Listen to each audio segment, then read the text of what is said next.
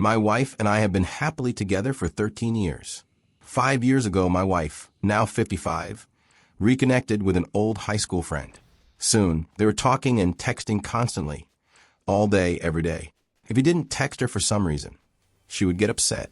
A month later, she started inviting him to our house every other weekend. He lives 3 hours away and would stay in a spare bedroom. Naturally, I became suspicious. But our relationship was still great. I didn't see any other red flags until I noticed how excited she got when he called or was coming over. I brought it up to her, but she dismissed it, saying they were just friends and that he was like a brother to her. I let it go because she seemed genuinely concerned about my feelings. A few months later, she called me to say she had offered to take him on a week-long trip to visit his dying father. She made the offer without consulting me first, which, as you can imagine, upset me. This led to another heated discussion about their relationship. She apologized for not asking me first, but said the offer was already made. She then suggested I come with them to make up for it. However, a couple of weeks before the trip, he unexpectedly passed away. I won't lie, I felt a sense of relief when he was gone. My wife, however, was devastated and grieved for over a year. For years later, the topic of their relationship came up again. She insisted she was never interested in him in a romantic way and wouldn't have been with him even if we weren't together. Her words didn't sit right with me. I remembered their behavior, the hugging, the touching, and the I love yous. I decided to look for the truth. I couldn't find anything on her current phone. But then I remembered she had an old one. On that phone, I found texts where she said she was in love with him and wanted to be with him.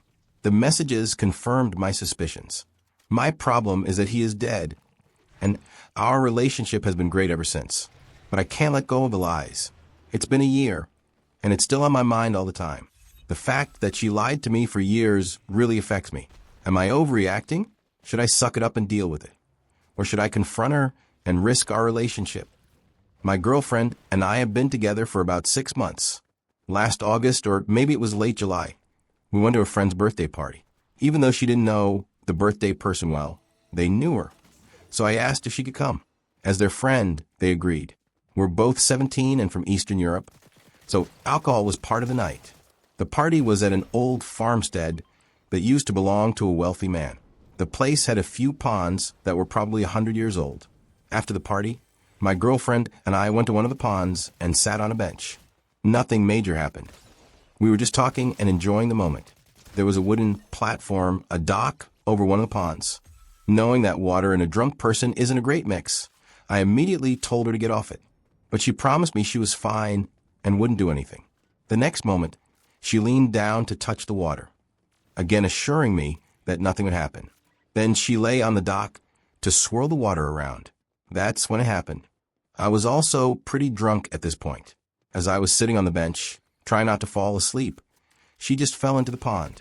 It wasn't shallow, it was probably 2 meters deep. My brain felt like a switch had been flipped. One moment I couldn't walk straight. The next I was running like it was nothing. I ran, and with all my strength, pulled her out with one arm while holding onto the dock with the other. My entire life flashed before my eyes, even though I wasn't the one in danger. She was in shock, but I was the one who broke down. I hugged her like it was the last time I would ever see her. I don't know if she saw my tears, but she definitely noticed I wasn't okay. She joked that she could have gotten out herself and that it was fine. I didn't like what she said, but I didn't care about it in the moment. I just sat there hugging her for at least 20 minutes. The owner, who was the only adult there, later fished her phone out of the pond. Only 2 other people know about what happened. Her own parents don't know that they could have lost their daughter if I hadn't been in the right place at the right time. I can't stop thinking about what would have happened if I had gone to the bathroom, gotten a drink, or fallen asleep on that bench. If I had to live with the thought that she was gone because I did something else, I probably wouldn't be here writing this now. To full, by finally standing up to my manager, and now I'm probably getting sacked. Yesterday, I think I completely messed up my life, but I just couldn't take it anymore. I'm still shaking, to be honest. I've been working at this warehouse for about a year now. The pay is crap, £12 an hour, but I needed the job, and I kept telling myself it would get better. My manager, Dave, is one of those classic power trippers. He's got his clipboard and a high-vis vest and acts like he's running the entire country. From day one, this guy has had it in for me. He always gives me the worst shifts, the heaviest loads, and makes me stay late when everyone else gets to go home. Once, when I asked him about it, he just gave me a smug grin and said, "That's how you learn, son." I'm 27 years old, mate, not his son. But yesterday was the final straw. I had been working since 6 a.m., and it was already nearly 8 p.m. I was absolutely knackered. Everyone else had gone home, but Dave told me I had to unload one more lorry before I could leave. It was a massive delivery that should have been a two-person job, but he said, "You're young, you can handle it." I was halfway through unloading when I slipped and almost dropped a heavy box on my foot. I could have seriously injured myself. When I mentioned it to Dave, he just laughed and said, "Maybe if you weren't so clumsy, you'd be better at this job." That's when I completely lost it. The words just came out before I could stop them. I turned around and said, "Maybe if you weren't such a power-hungry dickhead, people would actually want to work here." The look on his face was crazy. He turned bright red and started shouting about how I couldn't talk to him like that and that he was going to write me up and that I was lucky to even have a job. I should have just apologized and kept my mouth shut, but I was so angry I kept going. Lucky to have a job? Mate, you pay minimum wage for backbreaking work and treat everyone like crap. The only reason anyone works here is because they're desperate. Then I said the thing that's probably going to get me fired. You're nothing but a bully with a tiny bit of power, and everyone here knows it. He completely lost it. He started screaming that I was fired and that he was going to make sure I'd never work in warehousing again. I just grabbed my stuff and walked out while he was still yelling. Now, I'm sitting at home realizing I've probably messed everything up. I need this job, even if it's awful. My rent is due next week, and I have bills to pay, and now I'm probably unemployed because I couldn't control my mouth. The worst part is I know Dave is going to make up some story about me being aggressive or threatening him. He's that type. And who is going to believe the immigrant warehouse worker over the British manager who's been at the company for 10 years? I keep going back and forth between feeling proud that I finally stood up for myself and feeling like a complete idiot for throwing away my income. I don't know if I did the right thing or if I'm just an idiot who can't control my temper. So yeah, I screwed up by finally standing up to a bully manager and probably destroying my financial stability in the process. I'm really stressed about this, and I have no idea what to do next. TLDR, I screwed up by finally standing up to my warehouse manager after a year of him dumping the worst shifts and heavy jobs on me. Yesterday, after working from 6 a.m. to nearly 8 p.m., he made me unload a lorry alone and laughed when I nearly dropped a box on my foot. I snapped, called him a bully with a tiny bit of power, and walked out while he screamed threats about firing me and blacklisting me. Now I'm home stressing with rent due next week and no idea what to do. Part of me feels proud I spoke up. The other part feels like I've just ruined everything. Yesterday morning, my mom, who is 50, came to me and told me she needed my computer for an online meeting. Her laptop had been stolen while we were on vacation in Greece. I didn't hesitate to give it to her. I already had all the programs she needed because I had done a summer internship at her company a couple years back. Using my computer was more convenient for her than using my dad's laptop. I'm the only one who uses my computer, and it's password protected. My desktop is a bit messy, filled with apps, some work stuff, Excel sheets, and more. All my photos and videos are in a specific folder, so I can find them easily. A few months ago, my girlfriend, who is 23, and I went on vacation to Poland. I had showed my mom some of our photos, and she loved them. She even suggested we should get them printed and framed. I never got around to doing it. You know how life is. After her meeting, my mom, apparently wanting to surprise us, decided to print those photos as a housewarming gift, since my girlfriend and I had just moved in together. While looking for the photos, she found a folder containing private videos my girlfriend and I had filmed together. Just to be clear, we don't post them anywhere. It's a private and consensual part of our relationship. We just watch them together afterward and make comments, like we're watching a football game. Some of the videos have role-playing, like nurse or police costumes. There were only about 7 videos in total, but almost all of them had some sort of role-play in them, which made the situation so much worse. When this happened, my girlfriend and I were upstairs. We heard my mom scream, and we quickly rushed downstairs and saw her throw the computer. But the damage was already done. My mom is a devout Christian who goes to church every week, and now she's trying to force us to go as well after this incident. She made us talk to a pastor for an hour today about how bad a certain kind of content is. I feel like my mom now has a completely different negative view of my girlfriend and me, and that her beautiful, innocent view of my girlfriend, whom she's known since her first year of university, is now gone forever. And it's all because I was too stupid to think to delete those files. To foo, by deleting all of my son's progress in his video game. So I have a 6-year-old son who is really into video games. He got his Nintendo Switch almost 2 years ago and is loving it. At just 5 years old, he had already finished Super Mario Odyssey, which I think is a pretty impressive accomplishment. Since he's still really young, he's just learning how to properly take care of his games and console. There have been many times he's taken games out without ejecting them, and other times he'll take them out correctly, but then just put them down somewhere and lose them. And those Switch games are tiny, so they're easy to lose. This is where I messed up. My husband and I do what we call a game audit every so often. We gather all the games from the 3 Switches and travel cases in the house and put them back in their original cases to make sure none are lost. My husband had shown me how to save a game and safely eject in the past, but on this particular day he was out of town and the kids were at school. So I was doing the audit by myself. I got to my son's console and he had Pokemon Scarlet in it. I went through the process of ejecting the game, took it out, and then remembered that I never saved his progress. I felt awful. He had put a ton of time into the game and was working so hard. I just had a brain fart and completely forgot to save it. TLDR, I took my son's Pokemon Scarlet game out without saving his progress. Update. Thank you all so much for your comments. Many of you are probably thinking, how stupid is this lady for not knowing about autosaves and save points? Yep, pretty stupid. After hearing so many of you tell me about that, I felt so much better. I honestly thought I'd set him back at least an hour or 2 of work. To most adults, this wouldn't be a big deal. But kids have a very different view of time. When he got home, I told him what happened. At first, he was upset, but more at himself than at me. Then I told him to check and see where he last saved.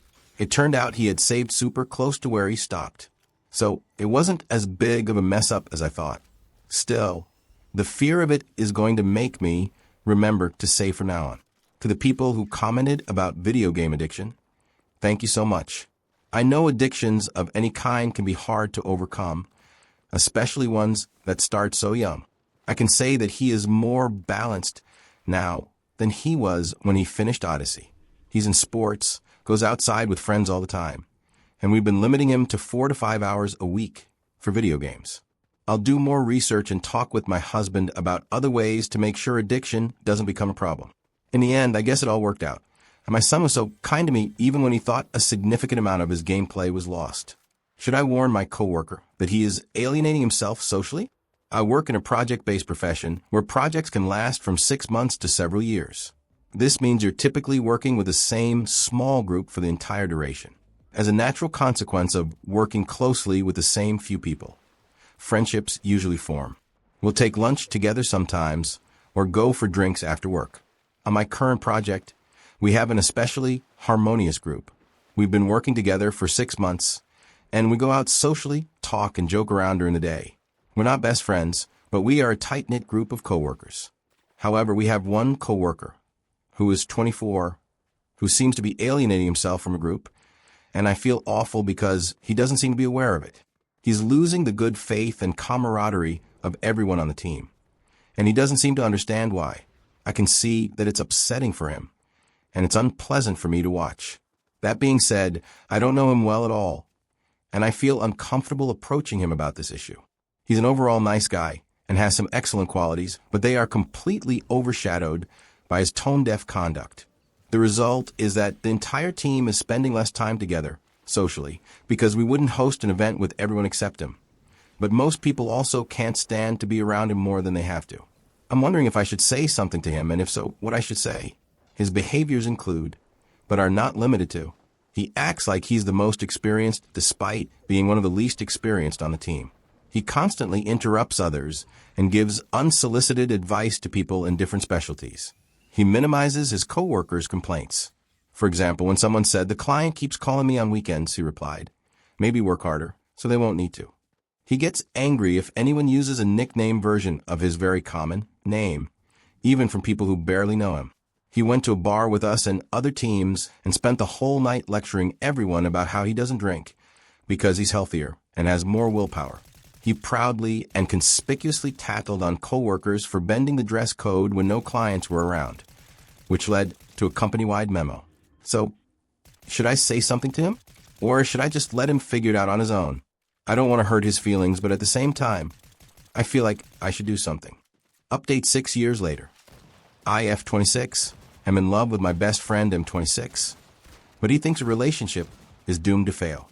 Original post can be found here. 6 years ago, I was here lamenting the feelings I caught from my FWB turned best friend. Let's call him Frankie. After the initial pain of rejection, we both agreed to stay best friends. We moved in together with 3 of our other friends and lived as platonic roommates. We confided in each other all our dating woes, cooked together most nights, and continued having fun nights out. During that time, I grew equally close to my other roommates and had a casual COVID lockdown fling with one who is now one of my closest friends, shocker.